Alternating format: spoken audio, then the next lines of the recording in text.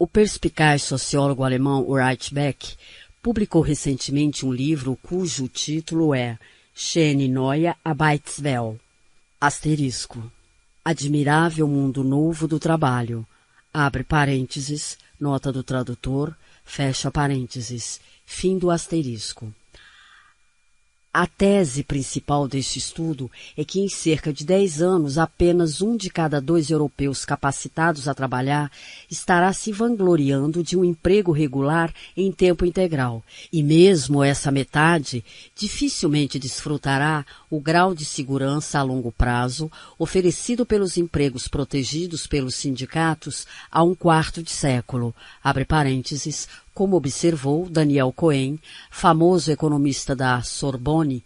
Qualquer um que tivesse ingressado nas fábricas da Ford ou da Renault poderia contar em ficar ali até o fim de sua vida de trabalho, enquanto as pessoas que conseguem um emprego lucrativo nas empresas de Bill Gates não têm a menor ideia de onde estarão no ano que vem.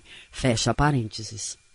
O restante de nós ganhará a vida ao, abre aspas, estilo brasileiro, fecha aspas, por meio de um trabalho ocasional de curto prazo, informal, sem garantias contratuais e sem pensão ou direitos compensatórios, mas com a possibilidade de ser interrompido de uma hora para outra, segundo a vontade do empregador. Se o Ulrich Beck está certo, abre parênteses, e suas predições estão amplamente sustentadas por fatos e opiniões apreendidas, fecha parênteses, então os recentes esquemas populares de, abre aspas, bem-estar para os que trabalham, fecha aspas, destinados a tornar o estado de bem-estar social redundante, não são medidas que visam melhorar a situação dos pobres e não privilegiados, mas sim um exercício estatístico feito para removê-los do registro de problemas sociais e, na verdade, éticos, por meio de um simples truque de reclassificação. Os pregadores da assim chamada, abre aspas, terceira via, fecha aspas, podem estar certos quando proclamam o desmantelamento do, abre aspas, estado de bem-estar social como o conhecemos, fecha aspas, afirmando ser uma questão, abre aspas, além da esquerda e da direita, fecha aspas, como um dia foi. Nota de rodapé. Na verdade, governos de esquerda e de direita dificilmente podem bajular o eleitorado de outra maneira, senão adulando o capital financeiro global, extraterritorial e livremente flutuante para vir e ficar. Do ponto de vista desse último, manter os pobres locais em condições humanas decentes, o principal objetivo do estado de bem-estar social, é inteiramente desprovido de, abre aspas, sentido econômico, fecha aspas. Não por acaso, o estado de bem-estar social não é bem visto pela imprensa. Dificilmente lemos ou ouvimos, hoje em dia, sobre as centenas de milhares de seres humanos salvos do extremo desespero ou do colapso por zelosos trabalhadores sociais, ou daqueles milhões para os quais as provisões do bem-estar fazem toda a diferença entre a terrível pobreza e uma vida decente. Ou para as dezenas de milhões para os quais a consciência de que a ajuda viria quando necessária, significativa que podiam enfrentar os riscos da vida com coragem e a determinação sem as quais a vida bem-sucedida, ou pelo menos digna, é impensável. Mas lemos e ouvimos falar muito sobre as centenas de milhares que trapaceiam, abusam da paciência e da benevolência e que vivem à custa das autoridades públicas. E das centenas de milhares, ou talvez milhões, cuja, abre aspas, vida de pensão governamental, fecha aspas, as transformou em desocupados, ineptos e preguiçosos, incapazes e sem vontade de pegar um trabalho quando este aparece no caminho deles, preferindo viver às expensas do contribuinte que trabalha duro. Nas definições populares norte-americanas dos membros das, abre aspas, classes baixas, fecha aspas, pessoas atingidas pela pobreza, mães solteiras, jovens expulsos das escolas, viciados em drogas e criminosos em liberdade condicional estão lado a lado. O que os une e justifica empilhá-los juntos é que todos, por alguma razão, são uma, abre aspas, carga para a sociedade, fecha aspas. Ficaríamos melhor e mais felizes se eles milagrosamente desaparecessem. Existe outra razão poderosa pela qual os pobres contemporâneos, os, abre aspas, clientes dos serviços sociais, fecha aspas, podem se transformar de objetos de piedade e compaixão em objetos de ressentimento e ódio. Todos nós, em maior ou menor grau, entendemos o mundo em que habitamos como cheio de riscos, incerto e inseguro. Nossa posição social, nossos empregos, o valor de mercado de nossas habilidades, nossas parcerias, vizinhanças e redes de amigos em que podemos nos apoiar são todas instáveis e vulneráveis, portos inseguros para ancorar nossa confiança. A vida de constante escolha do consumidor também não é tranquila. O que dizer da ansiedade perpétua no que diz respeito à sensatez das escolhas que temos de fazer todos os dias? E da identidade que todos buscamos desesperadamente com seu detestável hábito de cair de moda bem antes que a descobramos. Na verdade, a vida está repleta de ansiedades e medos, e poucas pessoas diriam que não mudariam nada nela se tivessem chance. Nossa sociedade de risco enfrenta uma tarefa assustadora quando se trata de conciliar seus membros com os riscos e pavores da vida cotidiana. É essa tarefa que os pobres, apresentados como uma subclasse de proscritos, tornam um pouco mais fácil. Se seu tipo de vida é a única alternativa para, abre aspas, permanecer no jogo, fecha aspas, então os riscos e os horrores de um mundo flexível e com uma incerteza perpétua parecem um pouco menos repulsivos e insuportáveis. E isto é, eles se sentem melhor do que em qualquer outra opção possível.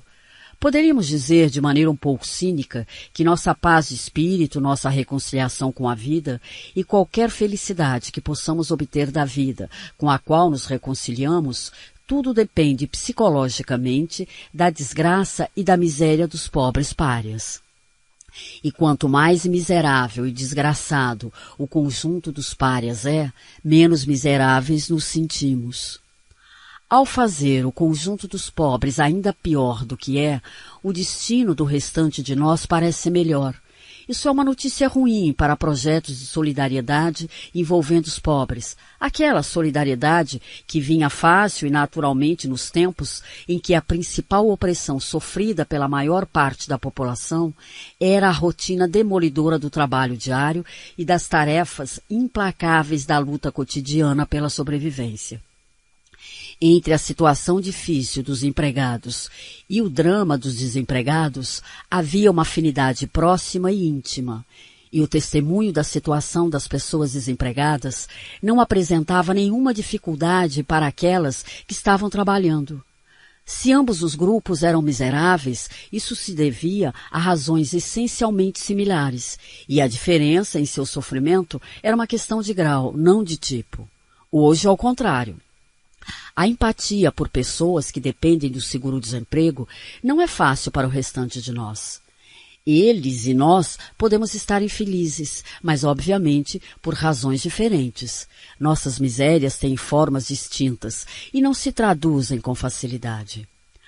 Os medos que assombram a maioria de nós diariamente surgem da segurança demasiada pequena do bem-estar. Eles, os pobres, pelo contrário, estão muito seguros de sua miséria. Quando sofremos, é por causa da flexibilidade e instabilidade de nosso sustento. Mas a instabilidade é a última coisa de que se queixariam as pessoas condenadas a uma vida de pobreza. Elas sofrem por causa da escassez de suas chances num mundo que se vangloria de oferecer oportunidades sem precedentes a qualquer um. Nós, no entanto, tendemos a ver falta de chances delas como uma liberdade em relação aos riscos que nos atormentam. A renda delas pode ser magra, mas ao menos é garantida. Os cheques da Previdência chegam com regularidade, aconteça o que acontecer. E assim, essas pessoas não precisam se colocar à prova todos os dias para estarem seguras de suas amanhãs. Sem fazer nada, obtêm e aproveitam aquela certeza que nos esforçamos em vão para obter. Por isso que os programas, abre aspas, de bem-estar social para os que trabalham, fecha aspas, podem contar com o sincero, ou pelo menos tácito, apoio da maioria dos, abre aspas, flexivelmente empregados, fecha aspas. Deixemos que eles, como nós, sejam fustigados pelas ondas variáveis do mercado de trabalho. Deixemos que eles sejam assombrados pela mesma incerteza que nos atormenta. Portanto, o fato de o estado de bem-estar vir caindo em desgraça está sobredeterminado. Os ricos e poderosos o veem como um investimento ruim, dinheiro jogado fora, enquanto os menos ricos e sem poder não sentem solidariedade pelos, abre aspas, clientes do bem-estar social, fecha aspas, e não veem mais no sofrimento deles uma imagem refletida de seus próprios problemas. O estado de bem-estar social está na defensiva. Ele deve se desculpar e defender diariamente sua raison d'être, e ao defendê-la, dificilmente pode usar a linguagem mais popular do nosso tempo, a do interesse e do lucro. Podemos dizer mais, nenhum argumento racional pode ser levantado a favor da existência continuada do bem-estar social. O cuidado do bem-estar do, abre aspas, exército de reserva do trabalho, fecha aspas, poderia ser apresentado como um passo racional a ser dado, na verdade, como uma ordem de razão. Manter as, abre aspas, classes baixas, fecha aspas, vivas e bem de saúde, desafia toda a racionalidade e não serve a nenhum objetivo visível. Estamos de volta à estaca zero. Depois de cerca de um século de feliz coabitação marital da ética com a razão racional instrumental, o segundo parceiro optou por deixar o matrimônio e a ética permaneceu sozinha para cuidar do lar, antes compartilhado. E quando está sozinha, a ética é vulnerável e não acha fácil manter sua posição. A pergunta, abre aspas, sou por acaso o guardião do meu irmão, fecha aspas, que há pouco tempo se pensava ter sido respondida de uma vez por todas, e assim raramente era escutada, volta a ser feita, e de maneira cada vez mais vociferada e beligerante.